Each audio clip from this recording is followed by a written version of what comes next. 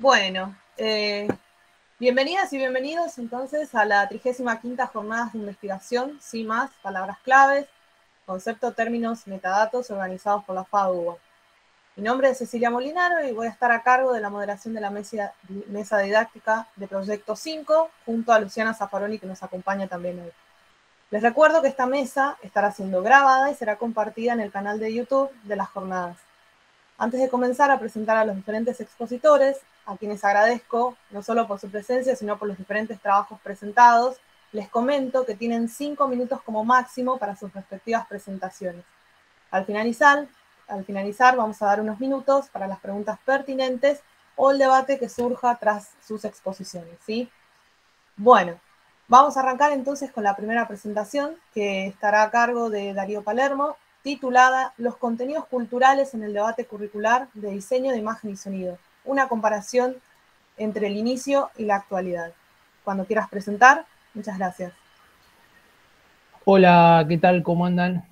Bueno, mi nombre es Darío Palermo, yo soy diseñador de imagen y sonido, eh, especialista en docencia de la arquitectura, el diseño y urbanismo y maestrando en docencia universitaria.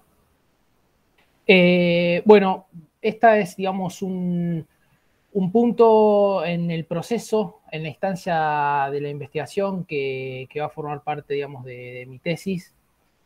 Y que se vincula a un tema de FADU, digamos, vinculado a educación, enseñanza.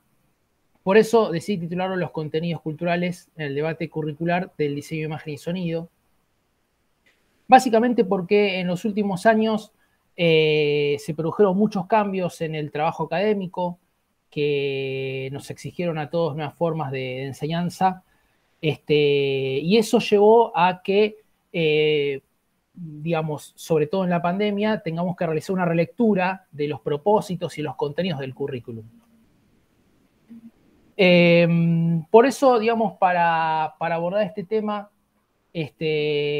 partimos de tres premisas, ¿verdad? Uno es entendiendo al diseñador como un operador cultural, al diseño como un campo en expansión y ponderando a todos los contenidos que están en el currículum de la carrera de diseño, imagen y sonido, dándole la misma importancia a todos.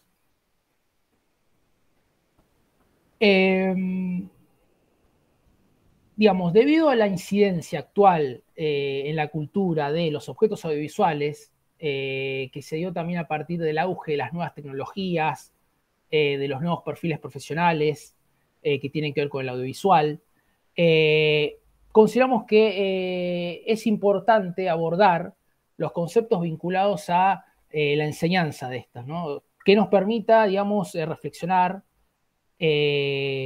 sobre lo que decimos llamar contenidos culturales existentes en la carrera de diseño, imagen y sonido.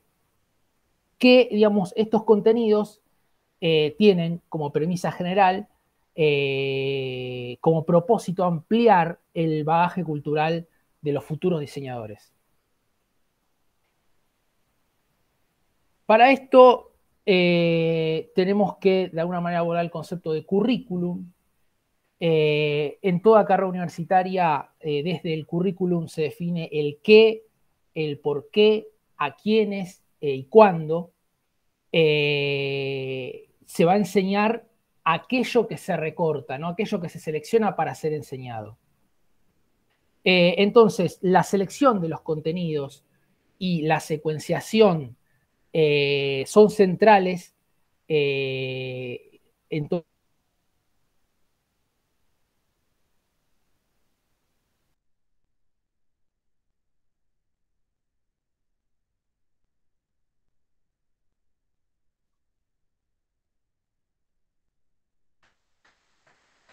Creo que lo perdimos. Démosle un minuto a ver si se restablece.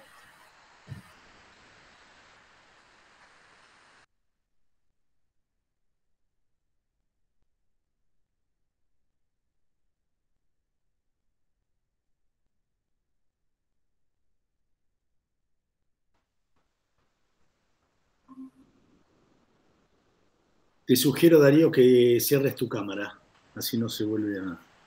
Sí. Ok. Bueno.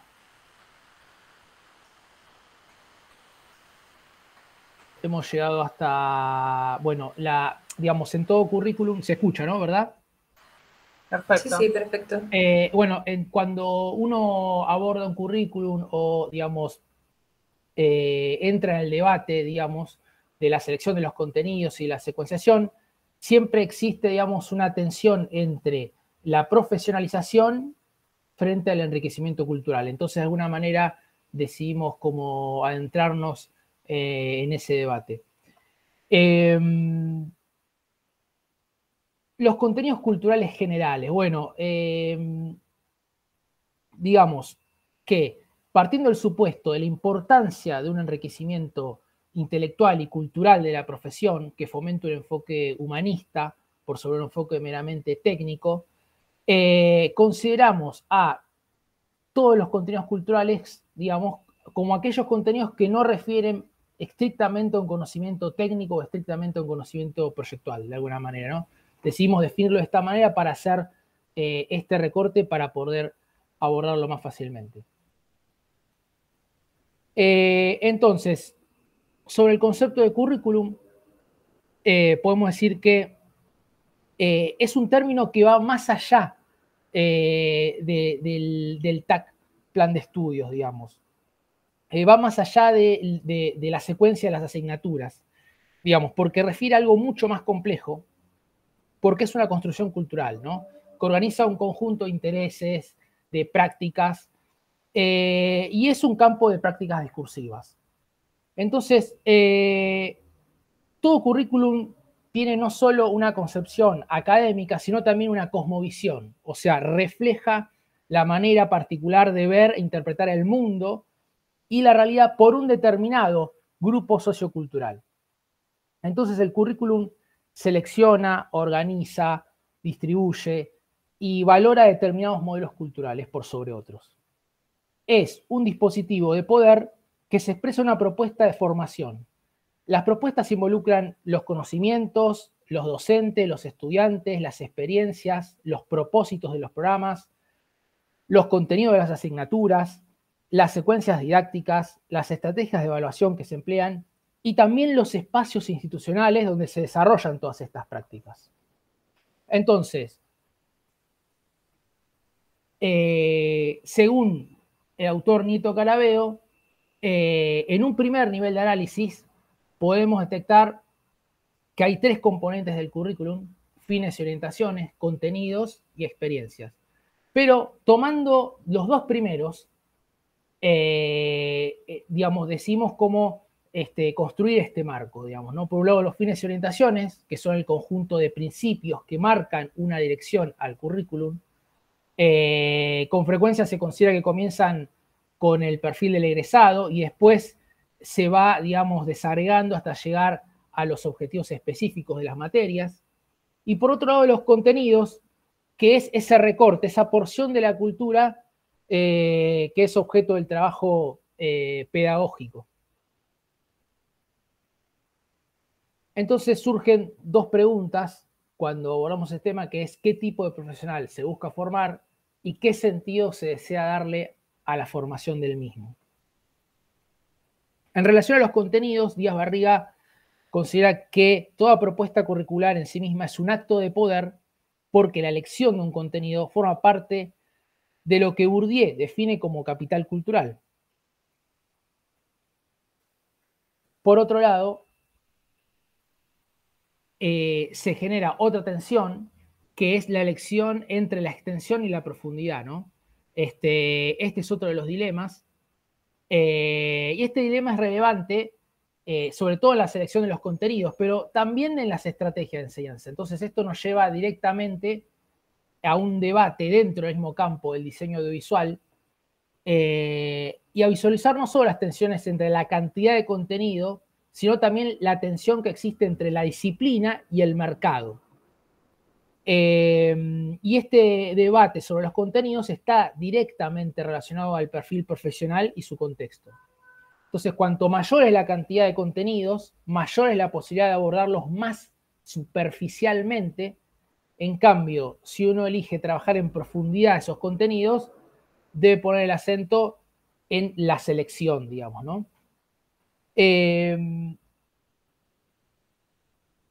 La tensión entre la profesionalización y el enriquecimiento cultural, que es algo que había nombrado anteriormente, es uno de los dilemas relacionados al currículum que, digamos, tiene que ver, digamos, con esta tensión. La intención, digamos, de la construcción de este marco es poder determinar, esto está en proceso, cuáles son las asignaturas que tienen como uno de los objetivos específicos ampliar el bagaje cultural.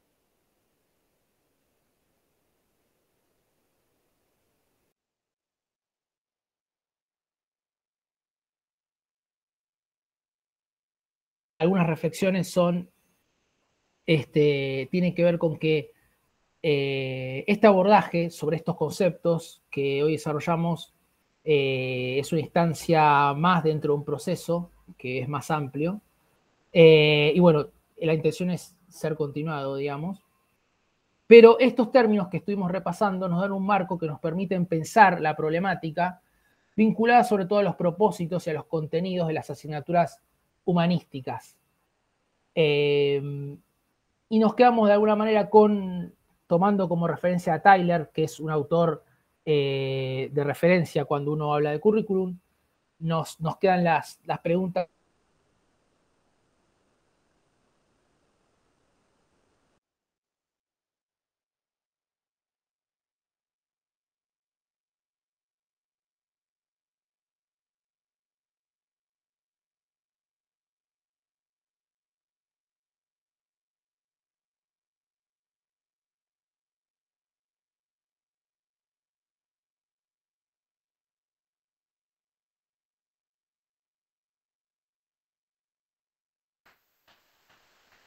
Bueno, creo que otra vez tuvimos inconvenientes para terminar de escuchar a Darío. Cualquier cosa, vamos a seguir, más que nada por el tema de los tiempos. Muchas gracias, Darío. Igualmente dejamos esa última pregunta para que lo puedas repetir sobre el final. Calculo que retomará la señal prontamente. Bien, muchas gracias. Ahora seguimos con la siguiente presentación, a cargo de María Belén Franco, cuyo paper se titula ¿Es posible reconocer el diseño social en el imaginario colectivo del diseño? Una aproximación al término desde un enfoque latinoamericano. Voy a compartir yo, así facilitamos.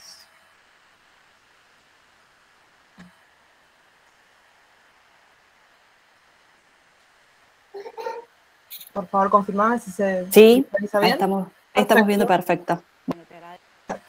Buenas tardes, yo soy Belén Franco, soy diseñadora industrial y profesora e investigadora de la Universidad Nacional de Córdoba y estoy trabajando en mi tesis doctoral, vamos a la próxima por favor, en el marco del Centro de Estudios Avanzados de la universidad. El doctorado en el que se inscribe la tesis es un doctorado en Estudios Sociales de América Latina y trabajo en la línea de socioantropología de la educación. La tesis busca analizar los sentidos que construyen los profesionales del diseño, es decir, los egresados, en relación a su formación y a su práctica laboral. Y dentro de ese ámbito estableció como una especie de recorte que hace foco en el diseño social. Vamos a la próxima. Entonces, un poco este recorte de la presentación de hoy va en camino a identificar qué definimos como diseño social. Esta investigación es etnográfica, podríamos decir de Buber, que este método busca entender y comprender cómo las personas viven, sienten y crean al interior de un grupo humano. Y Elena Achilli, que es otra referente en el campo de este tipo de investigación en la educación, define el enfoque como relacional, porque es dialéctico. Una más, por favor. Entonces, Achilli identifica que hay cotidianidad social, que es esa situación en la que las personas conviven dentro de una estructura social. Esos sujetos son sociales y se construyen aprendiendo la cultura en la que están inmersos y es dialéctica porque los contenidos conceptuales que trabajamos desde la investigación los contrastamos y los ponemos en diálogo con el campo, lo que reconocemos en la realidad, la que sigue. Desde ahí he tomado el concepto de Heller, que es el de vida cotidiana, donde dice que los hombres particulares en esta estructura social crean la posibilidad de la producción social al interior de la vida cotidiana. Y es ahí donde hay que empezar a leer las dimensiones que dan por resultado a cada hombre particular de la sociedad. Y después los sentidos, en la próxima, van de acuerdo a una idea de Gramsci, que manifiesta que esos sentidos son construidos por los sujetos al interior de sus experiencias en el marco de esa sociedad o grupo social que estábamos mencionando. Entonces, la próxima, por favor, este trabajo tiene un enfoque latinoamericano con una revisión de las hegemonías teóricas que trabajamos en el diseño y una perspectiva de colonial. La siguiente. Entonces empecé a preguntarme, en base a los enfoques de diseño que conocemos, que son un montón, diseño inclusivo, sustentable, universal, estratégico, de experiencias, etcétera, ¿qué sería el diseño social? La próxima. Y ahí me di con que hay, o sea, se habla mucho del diseño social en el mundo, se está hablando del diseño social en Latinoamérica, pero un poquito más abajo, por favor, es más lo que se toma por acción de lo que se piensa respecto a la conceptualización. Tomo acá 3 autores. Una es Mariana Pitaluga, que ella menciona algo que yo voy a traer hacia hasta esta idea de identificar el diseño social. Ella habla de un rol social del diseño y dice que lo que se asume por parte de los profesionales es una acción social. Vamos a la próxima, por favor. Esa acción tiene por fin cambiar la realidad en la que vivimos o en la que el grupo de sujetos a atender está inmerso, y la autora identifica que algunos potenciales enfoques de diseño que van de acuerdo al rol social pueden ser la sustentabilidad, el ecodiseño, el diseño de políticas públicas, el activismo, etc.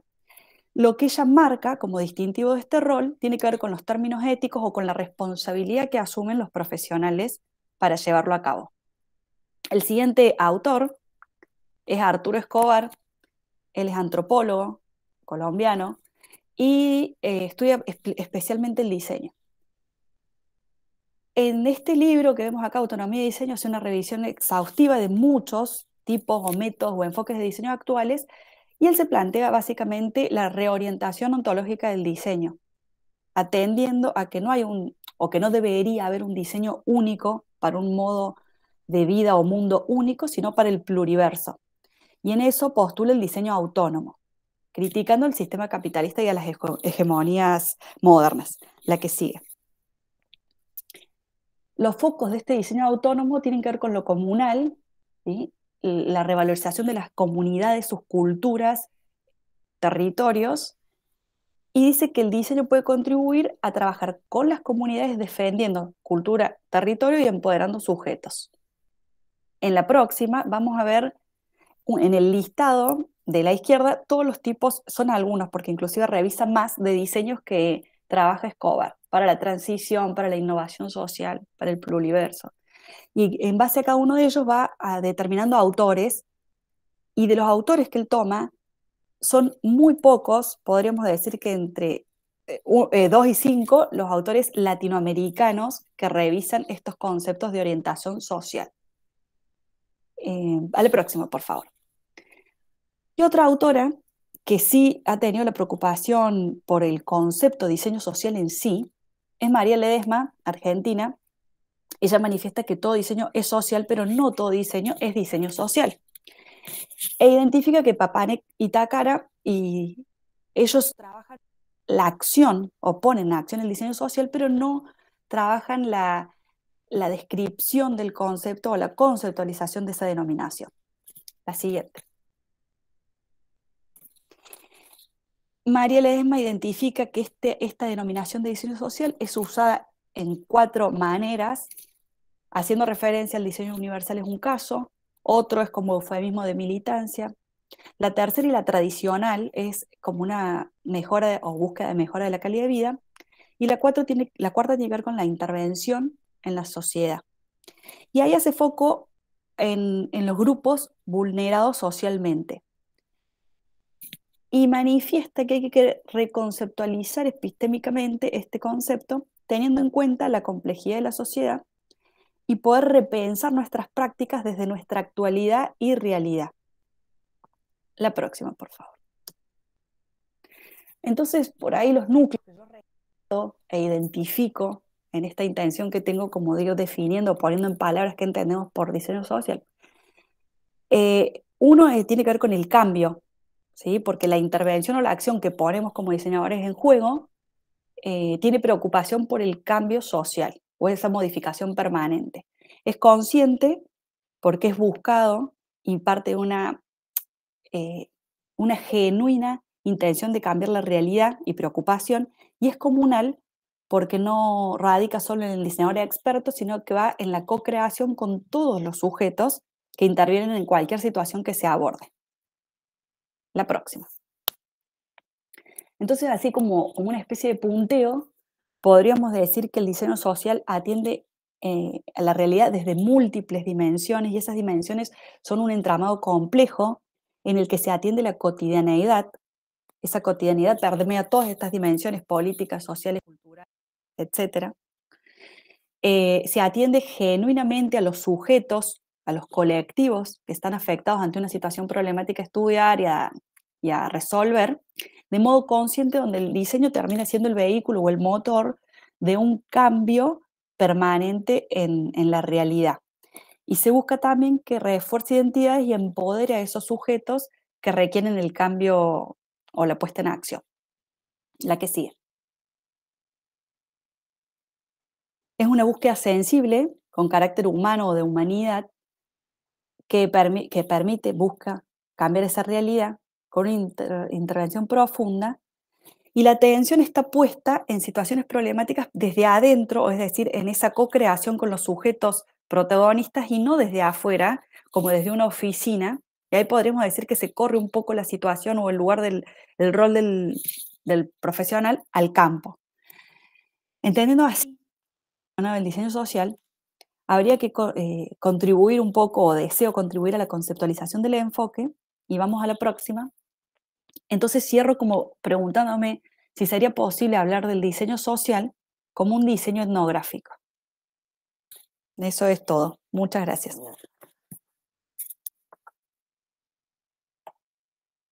Muchas gracias, María Belén. Bueno, seguimos con la siguiente presentación.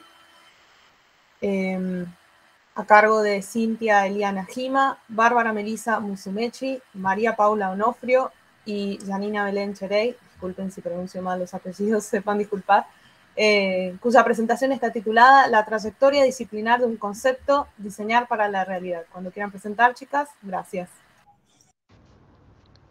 Agradecemos este espacio para poder presentar nuestro proyecto que se titula La trayectoria disciplinar de un concepto, diseñar para la realidad. La presentación de hoy se enmarca dentro de un proyecto de investigación inicial sobre la didáctica del proyecto con base en problemáticas y comitentes reales. La investigación está orientada a estudiar los procesos de enseñanza y aprendizaje. Lo haremos a partir de una selección de trabajos elaborados en los talleres de diseño gráfico 1, 2, 3 y 4 de la Cátedra Rico, 10.000 diseños FADUBA, en donde Bárbara, Paula, Janina y quien les habla desarrollamos la práctica docente. La propuesta pedagógica de la cátedra busca desarrollar un abordaje crítico de la realidad. Trata de develar nuevas miradas y concepciones disciplinares. Busca aportar a la construcción de un mejor habitar social y cultural, accesible e inclusivo. El objetivo de esta ponencia es poder compartir con ustedes algunos de los conceptos nodales de nuestro proyecto y de uno de los enunciados principales, que es la idea de diseñar para la realidad. ¿Qué entendemos por realidad? ¿Qué supone diseñar para un mundo real? En los procesos de formación profesional, ¿cuál es la relación entre el diseño para la realidad y el aprendizaje? Como parte del proceso de elaboración de nuestro marco teórico, identificamos 4 palabras clave.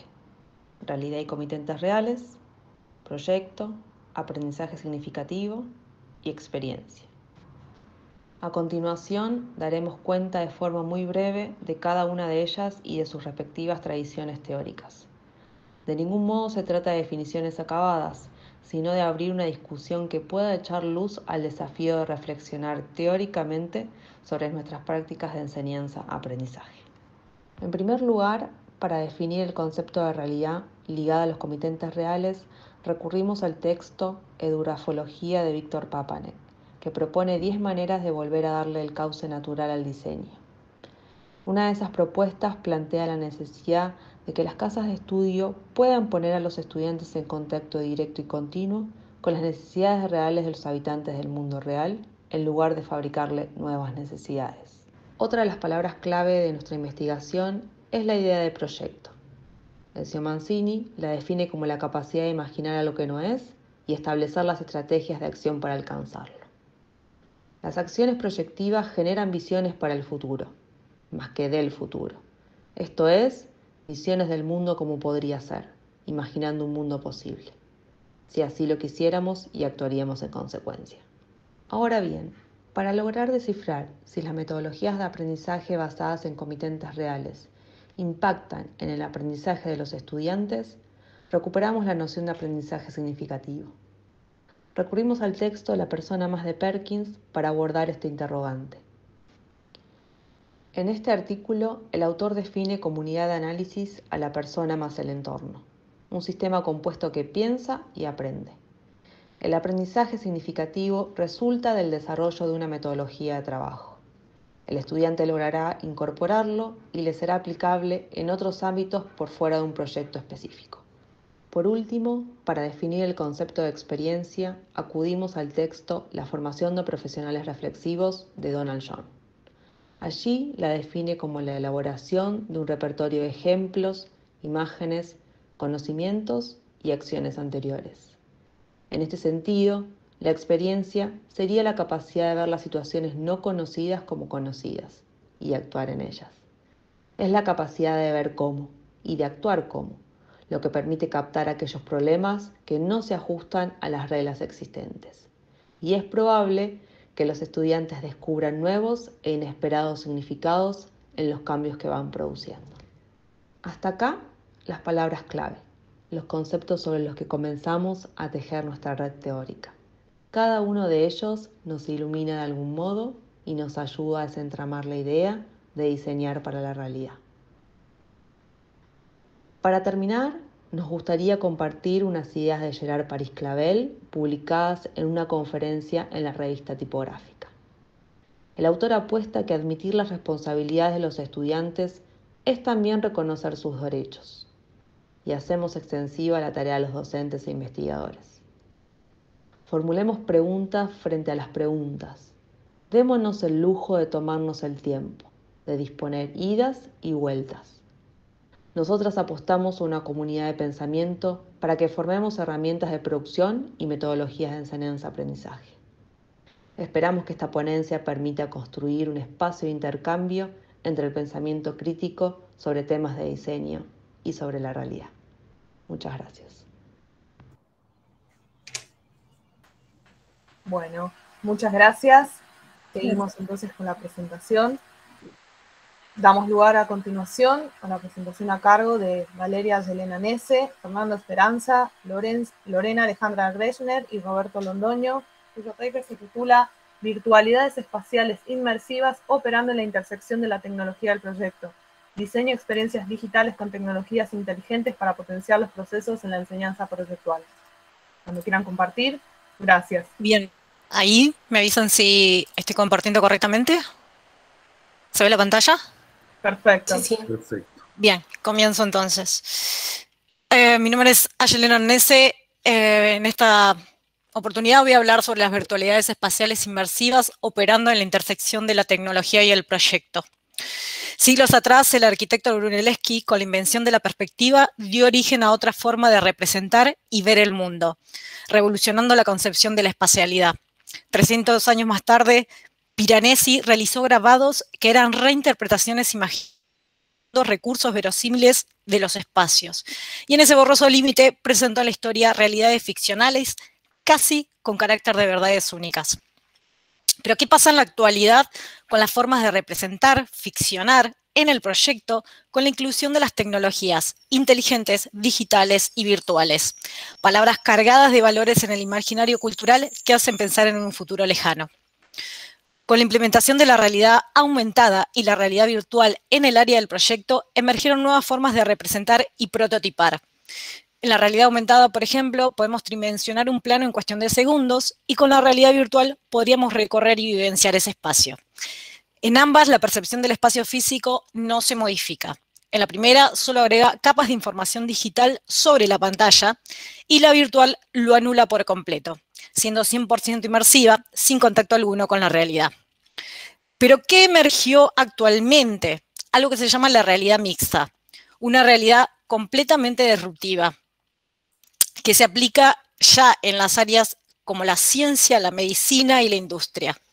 Se utilizan esas gafas holográficas que lo que hacen es proyectar hologramas, es decir, espectros de luz, pero a diferencia de las anteriores, lo hace en el espacio real. Pero entonces, ¿cuál es la particularidad de esta herramienta? Básicamente que es de simulación semi-inmersiva y permite que convivan simultáneamente el espacio real y el espacio virtual en la interacción. Un híbrido ideal para ser aplicado en las áreas del proyecto, en donde se pueden interactuar y manipular los hologramas con gestos muy intuitivos, en tiempo real y sobre el espacio real. Y aquí entran en tensión dos palabras claves: inmersión proyectual, entendiendo la realidad mixta como una oportunidad para operar y transformar los procesos proyectuales a partir de sistemas de aprendizaje semi-inmersivos, posibilitando la simulación con la alternancia de acciones en ambas realidades, tanto en el contexto real como en el contexto virtual. Son objetos anticipadores en la búsqueda de representar espacios, objetos y comunicaciones. La visualización exacta de lo proyectado, la experimentación y práctica directa habilitan el testeo y la validación previa inclusive a la materialización real. Abordar el proyecto desde un enfoque tecnológico, virtual, inmersivo, como un modo de ver, representar, transformar y ficcionar la realidad, genera una apertura en los límites del campo disciplinar en relación a la construcción del conocimiento. Implica adaptar didácticas, surgiendo inevitablemente otras metodologías y estrategias pedagógicas en la enseñanza y aprendizaje, donde el hibridaje de la tecnología mixta proyecto se relacionan intrínsecamente para transformar los procesos de diseño, ya que comprender holísticamente el proyecto con la realidad mixta implica incluir disciplinas transversales como la ciencia, la ingeniería, los entornos cognitivos, los sistemas de simulación, gamificados y otros emergentes como la inteligencia artificial. Y en cada cruce o solapamiento genera más skills para operar las diferentes realidades y transfigurarlas. Podríamos entonces hablar de un hiperproyecto. Lo espacial, objetal y comunicacional, representado, proyectado, se presenta al instante ante los ojos, en un ida y vuelta entre lo tangible e intangible, lo corpóreo, incorpóreo, los sentidos, percepciones y la forma y apariencia, donde ficción y realidad al unísono solapan el mapa y el territorio. En el área espacial, la simulación inmersiva posibilita construir prototipos virtuales 360 grados, inclusive en escala real, humanizando el espacio interior y exterior, siendo posible recorrerlos, habitarlos, percibirlos fenomenológicamente y manipular cada recinto proyectado en el espacio físico. Alternativas complejas resueltas en cuestión de segundos, como la apropiación de la temporalidad, la redimensión de los objetos o la sonoridad del ambiente. En el área objetual, a los modelos corpóreos tradicionales se les puede superponer capas de información digital o construirlos virtualmente y proyectarlos en hologramas, comprendiendo rápidamente la profundidad tridimensional o inclusive experimentar con las propiedades de los materiales sin tener que construir físicamente cada prototipo. En el área comunicacional, la unidad de sentido y la narrativa en estos entornos requieren un eje centralizado en el relato audiovisual, construyendo experiencias interactivas, envolventes, inmersivas, emocionales, hipersensoriales, sonoras, gamificadas o inclusive no lineales. Un espacio ficcional perfecto para la creación de universos. Entonces, ¿qué cambia con la aplicación de la realidad mixta? Los procesos de aprendizaje en clave inmersiva, donde los modos de proyectar dialogan en un espacio híbrido, y un salto disruptivo en la representación que pasa a ser una realidad propia y autónoma que no solo representa, sino que se presenta. En las propuestas didácticas de aprendizajes en estos entornos inmersivos, para que se dé realmente una integración con las tecnologías como herramientas, es necesaria una planificación estratégica que fundamente y dé respuesta a las necesidades del proyecto. Una búsqueda dinámica en la forma de enseñar, abordando la complejidad del hecho proyectual, trascendiendo el modo de mirar en lo que está a juego en el azar. Para finalizar, la tecnología en sí misma es una cosa. Para revalidarla hay que ponerla en función de la construcción de un corpus de conocimiento teórico, como dispositivos conceptuales que se hiperpotencian a partir de los dispositivos tecnológicos, articulando prácticas generadoras de didácticas híbridas posibles de desarrollarse en condiciones pertinentes en el área proyectual. Muchas gracias. Muchísimas gracias a vos. Bueno, seguimos, ya que estamos con un tiempo de descuento. Continuamos entonces con la presentación a cargo de Fernando Esperanza, José Signoni, José Siriquián, Roberto Londoño, Claudia Cutrera, María del Rosario Díaz, Jennifer Fernández, Aymara Rial y Federico Moretti, cuyo paper se titula La intermediación urbana como dispositivo proyectual, identificación de los fenómenos urbanos a partir de los datos geolocalizados de las redes sociales y de los servicios web. Adelante, cuando quieran compartir, muchas gracias. Buenísimo, gracias Cecilia, hola a todos y todas.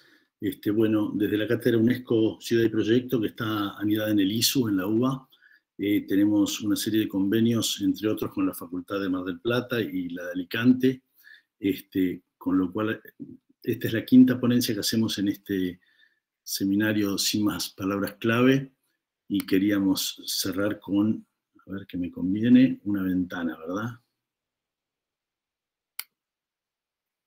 Sí. A ver, empezamos por acá. ¿Se ve? Le voy a dar la palabra a la arquitecta María Rosario Díaz, de la Universidad Nacional de Mar del Plata, para que haga la ponencia. Gracias, Fernando. ¿Me escuchan? Sí, perfecto. Bueno, buenas tardes a todos.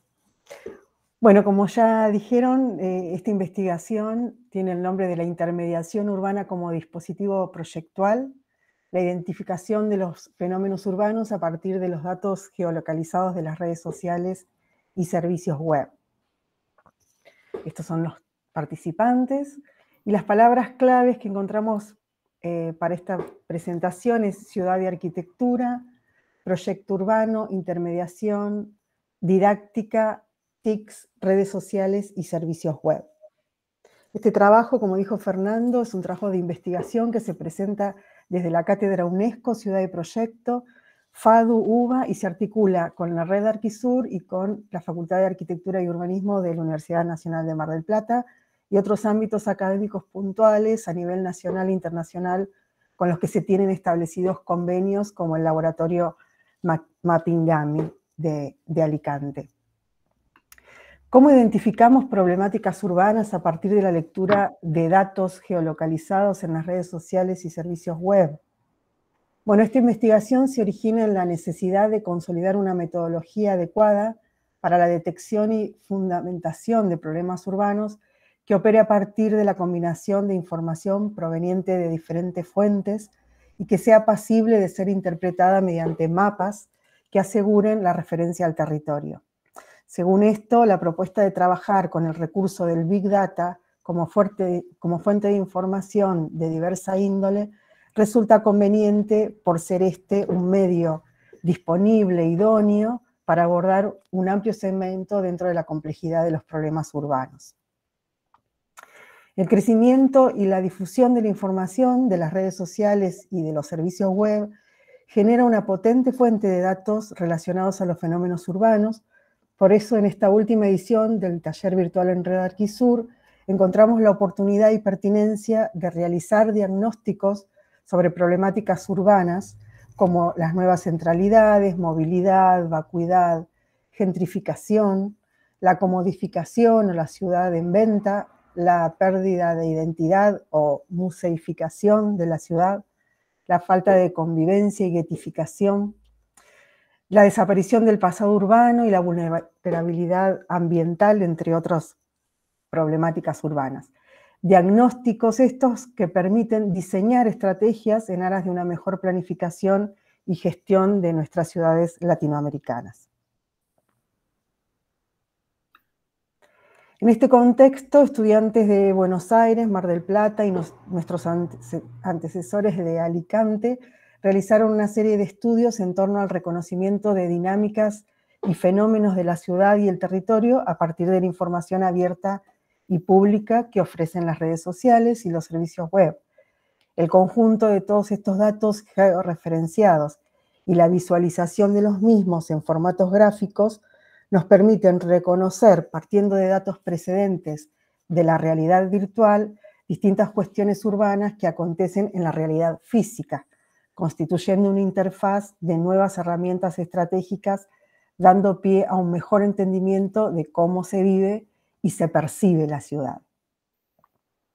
Algunas de las problemáticas urbanas analizadas por los estudiantes fueron movilidad, privatización del espacio público costero, contraste urbano, guetificación, temporalidad versus estacionalidad de actividades comerciales y vacancias. Y entendemos que la intermediación urbana implica utilizar los datos geolocalizados de las redes sociales y los servicios web para identificar patrones y pautas del uso de la ciudad a partir de su cartografía y análisis. Concretamente, la propuesta de esta investigación estudia 6 cuestiones específicas. Google Maps nos aporta características de las diferentes áreas de actividades económicas. Por otro lado, Foursquare, las preferencias ciudadanas sobre espacios urbanos. De Twitter obtuvimos opinión, presencia y estacionalidad de diversas áreas urbanas. Y por último, Airbnb nos dio la posibilidad de estudiar áreas urbanas de preferencia en el alojamiento temporal no registrado para un determinado segmento social ligado al turismo. De esta manera, toda esta información obtenida constituye una forma de participación indirecta que parte de lo que las personas manifiestan en un lapso de tiempo sobre espacios específicos de la ciudad. Se trata, por lo tanto, de información de carácter cualitativo y cuantitativo que puede ser contrastada con las cartografías de las ciudades en sus diferentes capas.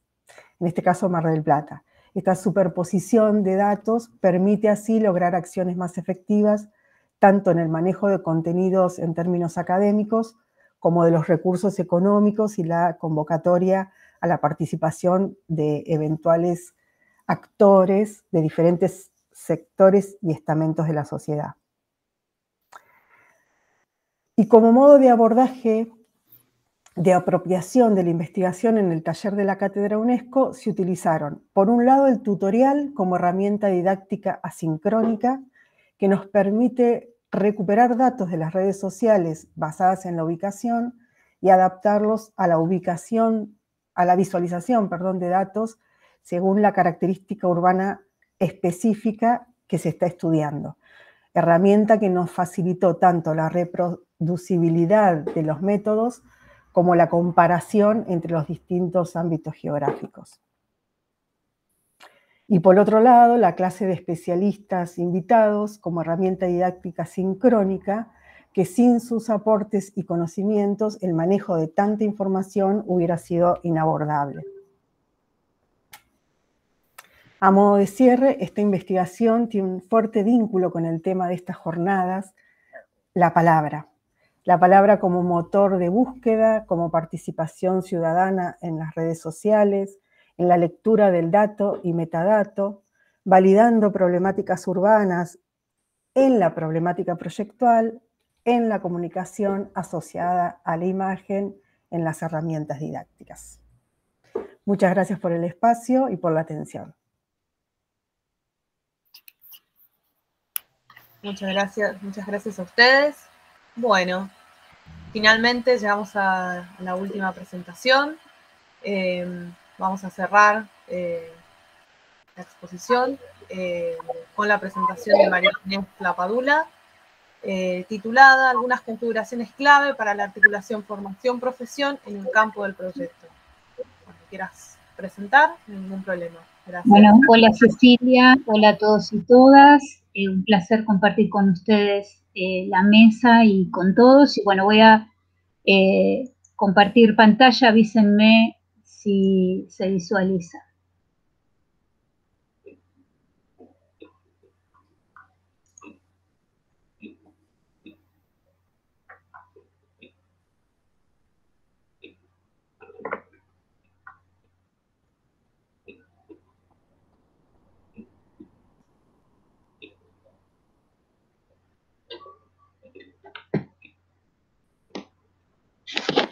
¿Se ve?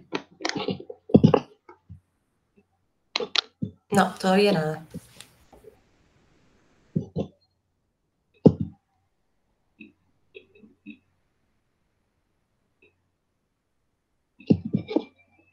Yo lo veo, pero por eso... Ahora sí. Ahora sí. Ahora sí se ve. Okay.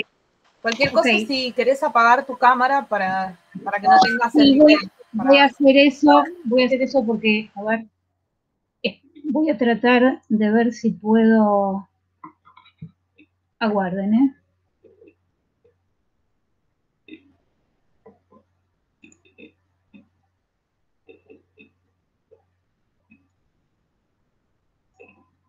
Voy a dejar de compartir, apago la cámara y vuelvo. Porque no me permite acceder de otra manera.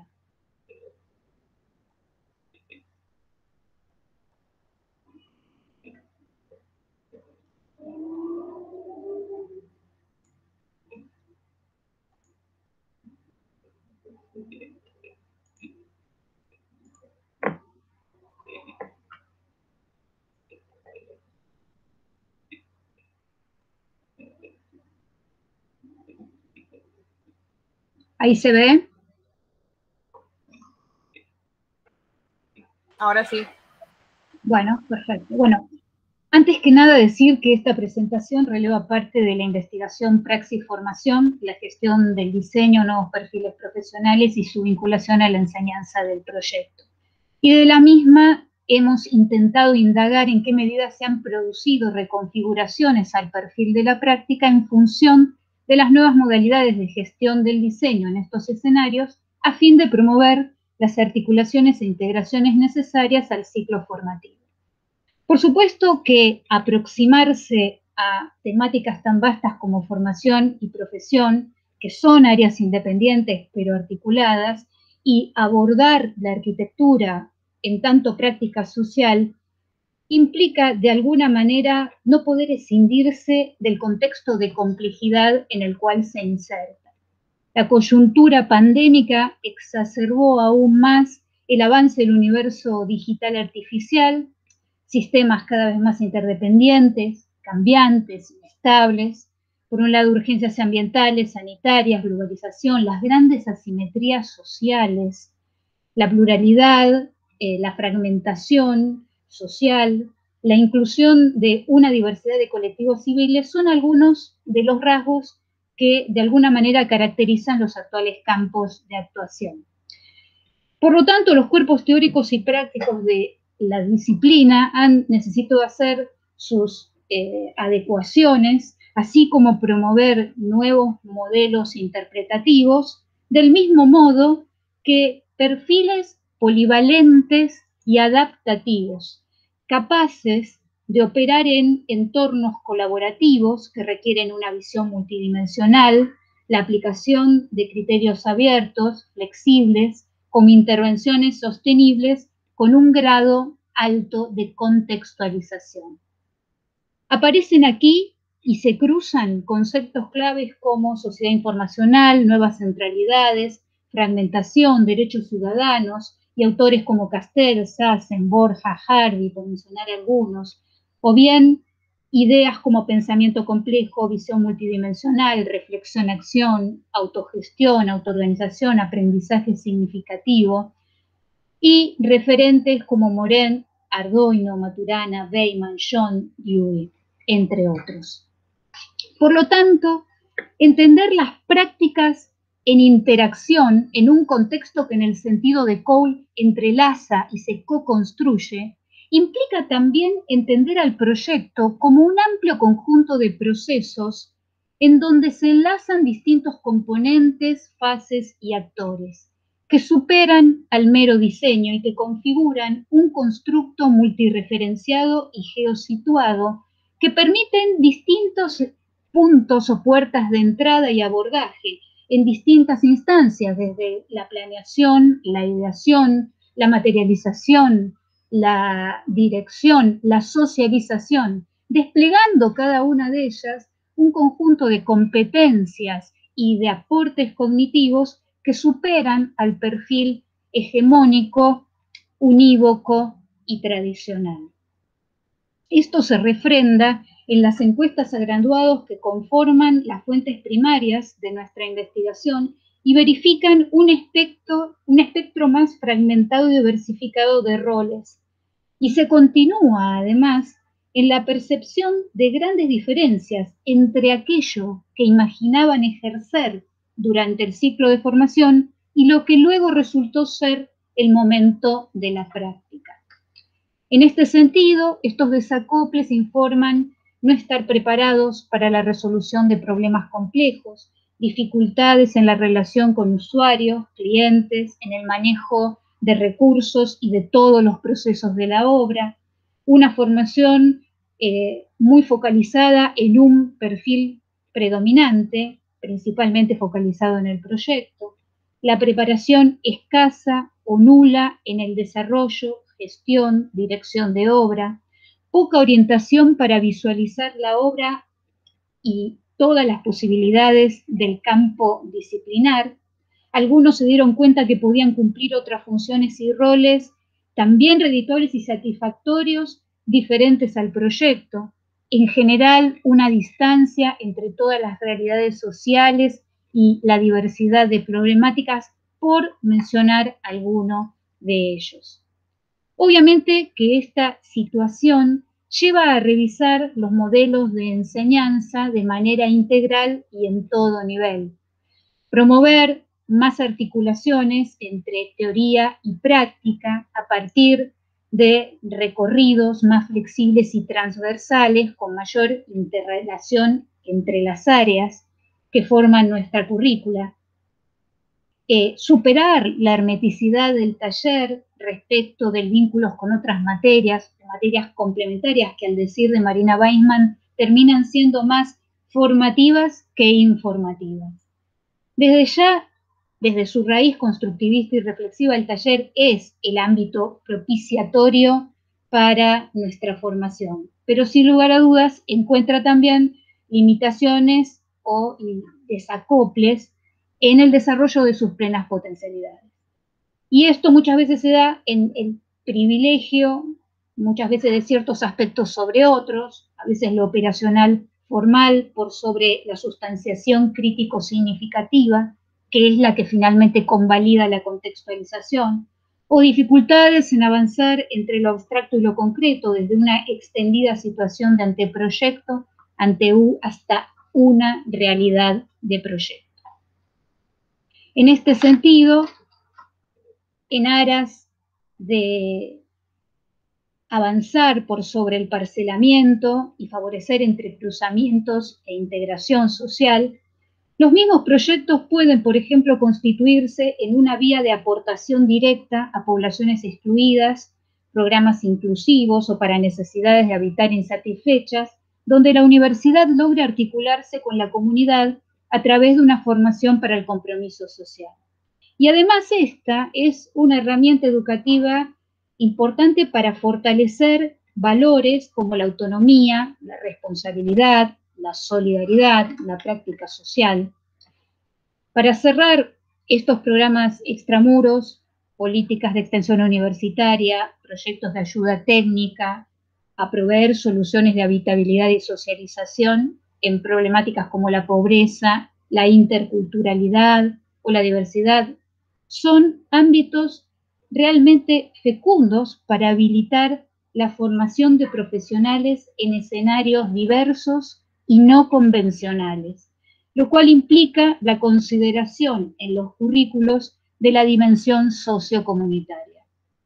Todas estas alternativas nos llevan a considerar una experiencia de taller y de proyecto mucho más compleja, mucho más crítica y flexible que la actualmente vigente. Sin lugar a dudas, nuestro conocimiento proyectual, nuestra formación proyectual, constituyen una verdadera estructura cognitiva que está tanto presente en el proyecto como en el diseñador. Lo que se busca a partir de todos estos trabajos de investigación es promover la ampliación de ese conocimiento en la capacidad de promover sus competencias y toda la diversidad de aportes cognitivos, de manera tal de entender a arquitectas y arquitectos más allá de un agente de cambio tecnológico, de innovación, o como un componente estratégico en la transformación del habitar, por sobre todo en un agente cultural, en un agente de socialización y en un agente de significación. Justamente allí donde se juega el rol ético y social de nuestra disciplina. Bueno, muchas gracias. Muchas gracias. Muchas gracias a todas y a todos por sus respectivas presentaciones. Aprovechemos si tienen estos minutitos que nos quedan para poder hacer alguna reflexión final, algunas preguntas. Inés, te voy a pedir apagar el micrófono, por favor. Pero bueno, aprovechemos estos minutitos. Si alguien quiere hacer algún comentario del público presente, o ustedes mismos, este es el momento.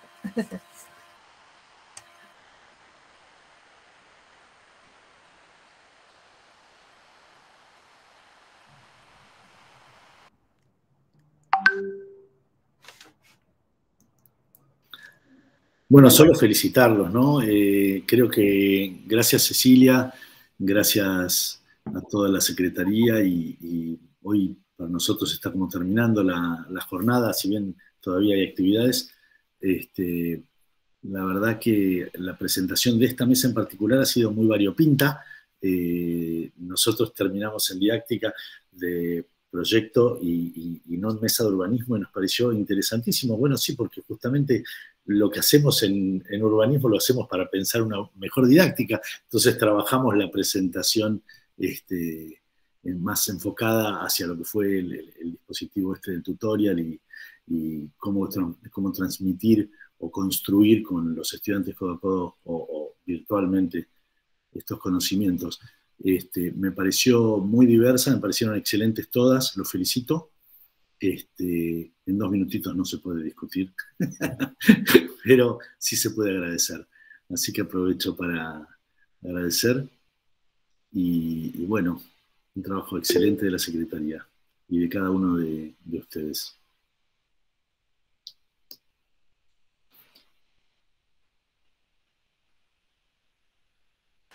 Sí, Cintia.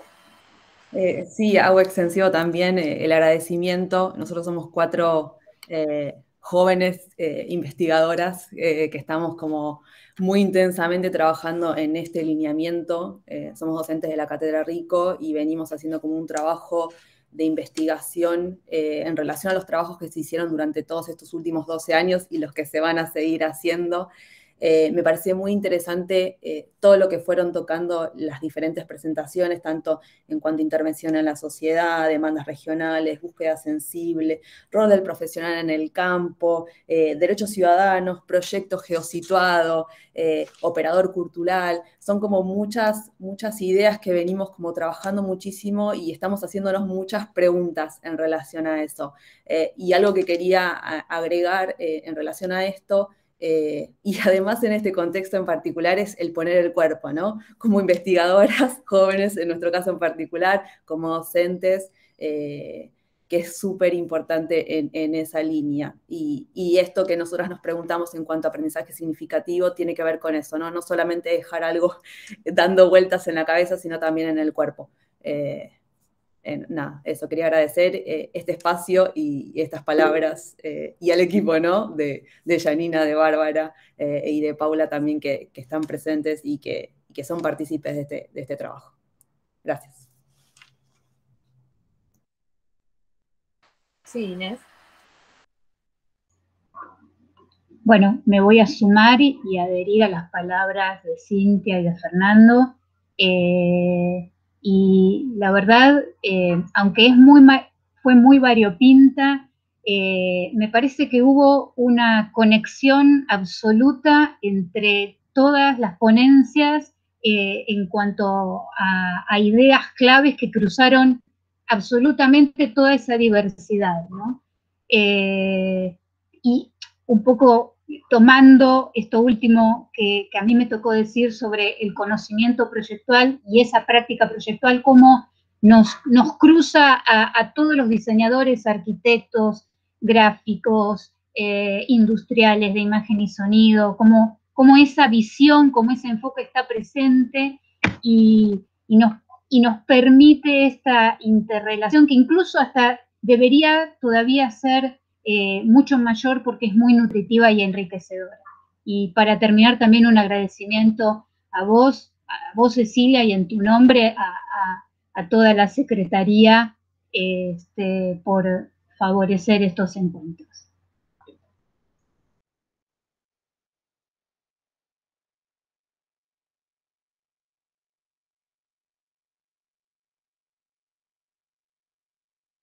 Y a ver si la próxima es presencial, por favor.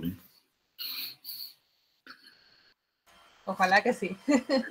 Gracias Gaby, gracias Jimena, gracias Lu también. Muchas gracias a todos. Bueno, muchas gracias a todas y a todos. Bien, es así, damos por finalizada la mesa didáctica del proyecto 5.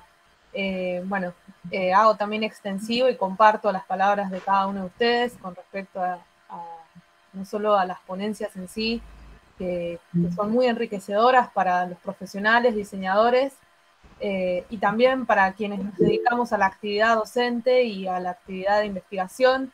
Esto es fundamental para seguir enriqueciendo a nuestra querida facultad, a nuestra querida FADU particularmente, ¿sí? Así que bueno, gracias. Si alguien quiere decir algo más, si no, damos por finalizada esta mesa. Y bueno, que tengan un buen fin de semana largo. Aprovechen para descansar, quienes tengan que descansar, y si no, a seguir trabajando. Vengan a Mar del Plata. Ay, ojalá. Nos vemos, muchas gracias. Bien gustoso, con ganas. Vamos, muchas gracias. Gracias. Gracias, hasta luego.